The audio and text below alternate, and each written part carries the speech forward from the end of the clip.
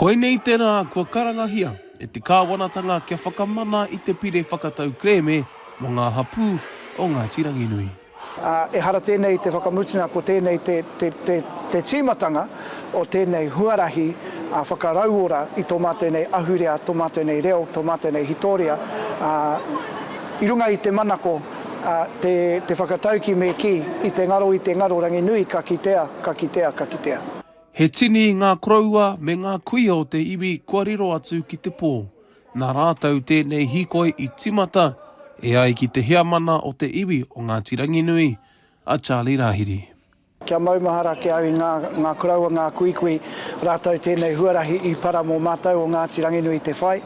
Rātau i hainatia te pānui tuatahi, i ngā tau te kaukua pāhemo ake, kare rātau i konei nāianei.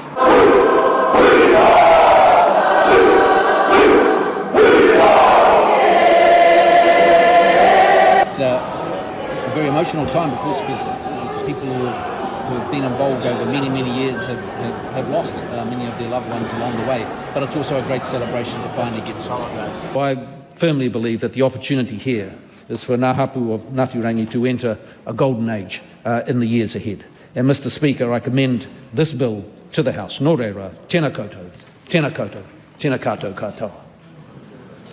E whakamana ana te pire nei i te hainatanga o te whakataunga Pūkōrero i te tau 2012.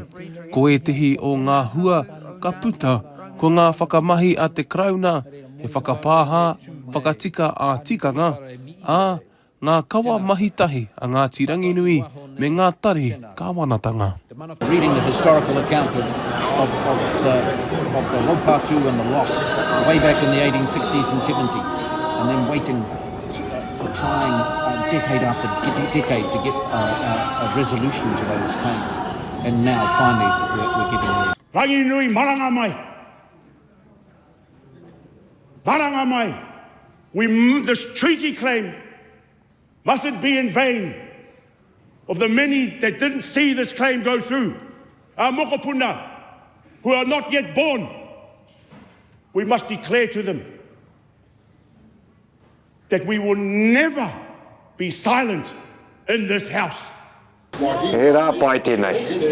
He ro te wā, hoi anō, ko tai mai te whānau Ngāti Ranginui ki te whakanui tēnei rā. Tai mai ai te kai kauni hera hau o tauranga moana o tira he uri whakaheke o Ngāti Ranginui ki te tautoko i te karanga o te rā.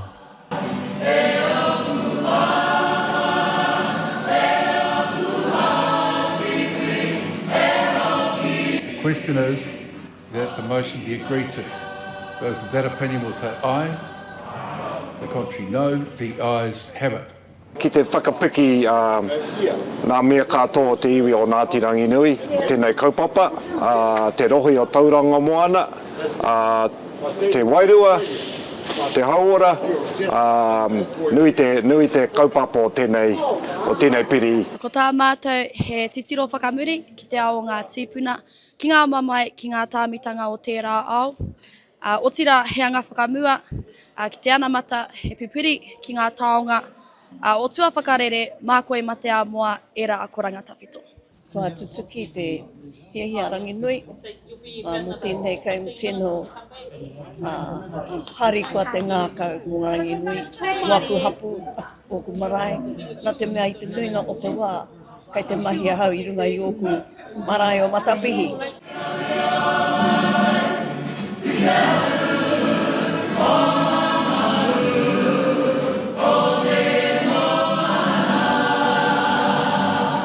Kua roa mātou e whawhai ana kia whakatū i tēnei pire, hei ture.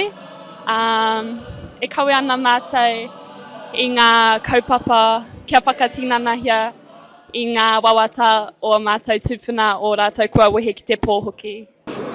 Ko tēnei te tuapapa mō te hunga kua whakaeke mai nei, mō te hunga rangatahi. Ko tō mātēnei mahi nāianei kia whakarite mai tēnei tuapapa mō rātou.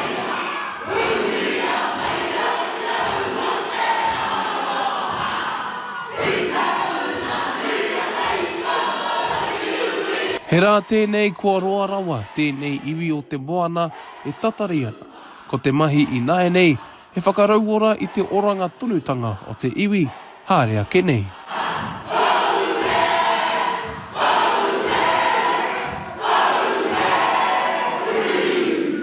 Te Kawa Paora, mā Aukaha.